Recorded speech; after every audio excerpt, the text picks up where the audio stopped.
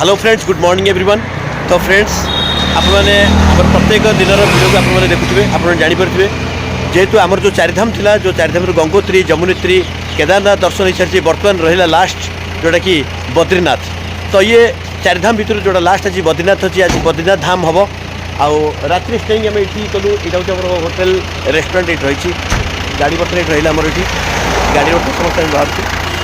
आउ ये रेस्टोरेंट ये आम खाइलु कल राति।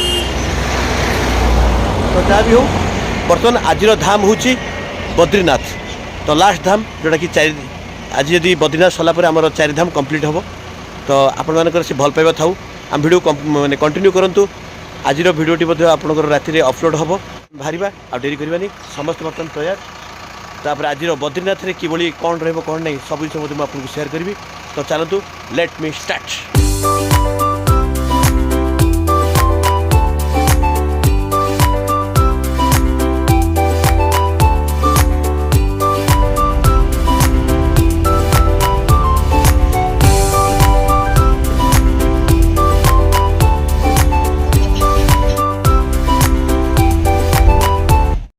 साधारणतः एठी ब्रेकफास्ट समय मैगी नूडल्स एवं आलू पराठा मिलता है। तो चलते आम मैंने बर्तमान मैगी नूडल्स खाइबा।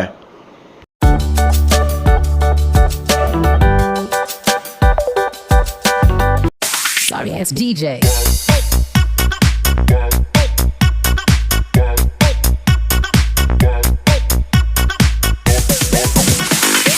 DJ.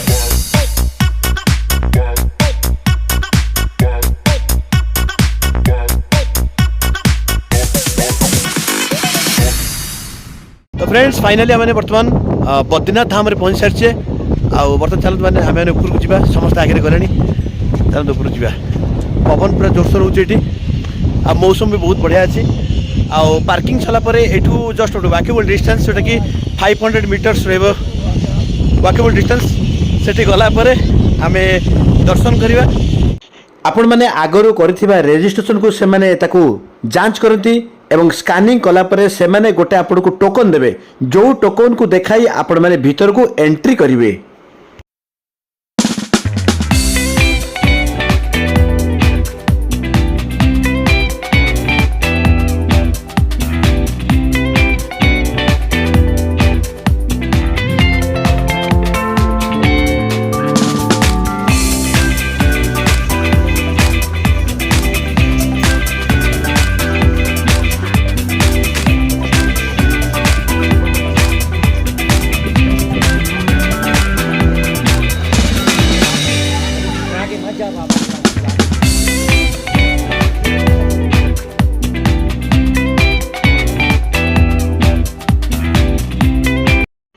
आपण मैंने बोर्ड देखी जापे एठारू राइट साइड रे गले बद्रीनाथ टेम्पल, तप्तकुंड आ ब्रह्म कपाल ये डाहाण पट दे जावाक पड़ी थाए।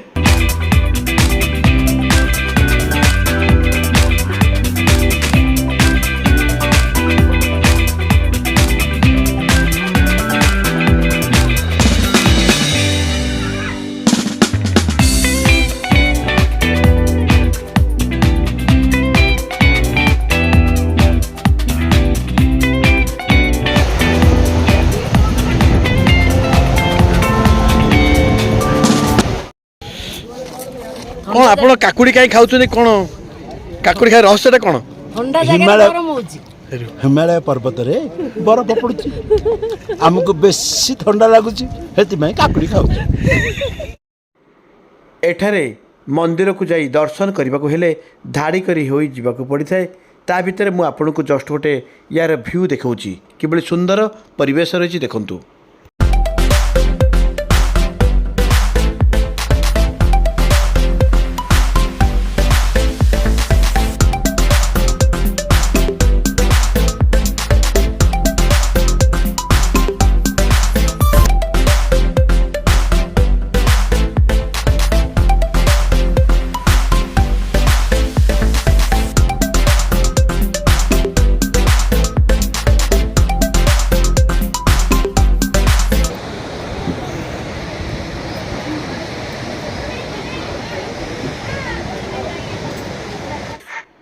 ଆପଣମାନେ ଲକ୍ଷ୍ୟ କରିପାରୁଥିବେ ଏଠାରେ ମଧ୍ୟ ଲକ୍ଷ ଲକ୍ଷ ଭକ୍ତଙ୍କର ଭିଡ଼ ରହିଛି।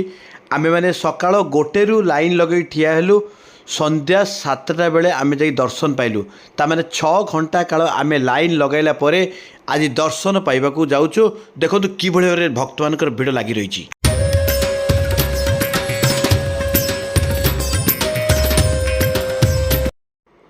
ମୁଖ୍ୟ ମନ୍ଦିର ଭିତରକୁ ମୋବାଇଲ ଆଲାଉ ନାହିଁ, ତେଣୁ ମୁଖ୍ୟ ମନ୍ଦିର ଭିତରର ଦୃଶ୍ୟ ଆପଣଙ୍କୁ ଦେଖାଇ ପାରିଲି ନାହିଁ।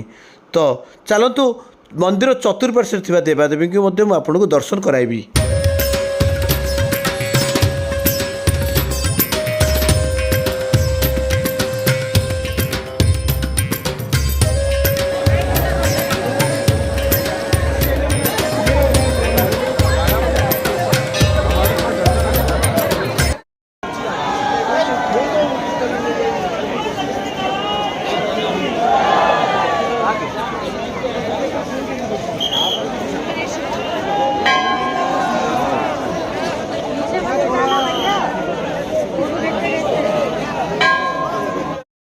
ଏଠାରେ ମଧ୍ୟ ତପ୍ତପାଣି ରହିଛି। ପୁରୁଷମାନଙ୍କ ପାଇଁ ଏବଂ ମହିଳାମାନଙ୍କ ପାଇଁ ଅଲଗା ଅଲଗା କୁଣ୍ଡ ରହିଛି। ଏଠାରେ ଦେଖନ୍ତୁ ଲୋକମାନେ କିଭଳି ଏହି ତପ୍ତପାଣିରେ ଗାଧୋଉଛନ୍ତି।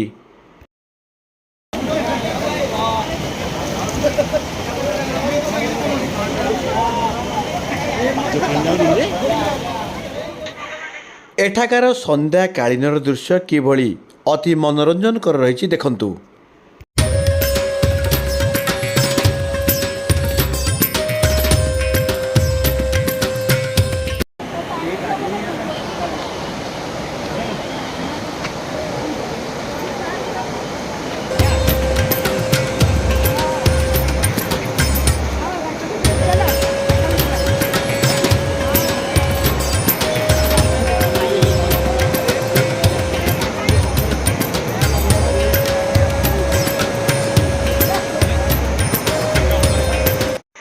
ଏଠାକାର ଫେମସ୍ ବିଭିନ୍ନ ସୁସ୍ୱାଦୁକର ଖାଦ୍ୟ ମଧ୍ୟ ରହିଛି।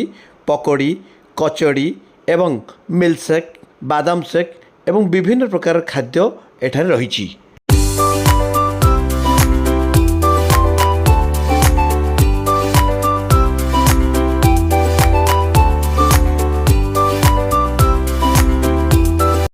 ତ ଫ୍ରେଣ୍ଡସ୍, ବର୍ତ୍ତମାନ ଆମମାନଙ୍କର ଯେଉଁ ଜର୍ଣ୍ଣି ଥିଲା, ଚାରିଧାମ ଥିଲା, ଗଙ୍ଗୋତ୍ରୀ, ଯମୁନୋତ୍ରୀ, କେଦାରନାଥ, ବଦ୍ରୀନାଥ ସବୁକିଛି ଦର୍ଶନ ସରିଛି। ତ ବର୍ତ୍ତମାନ ଆମେ ସେଇ ବଦ୍ରୀନାଥ ଧାମରେ ଅଛୁ।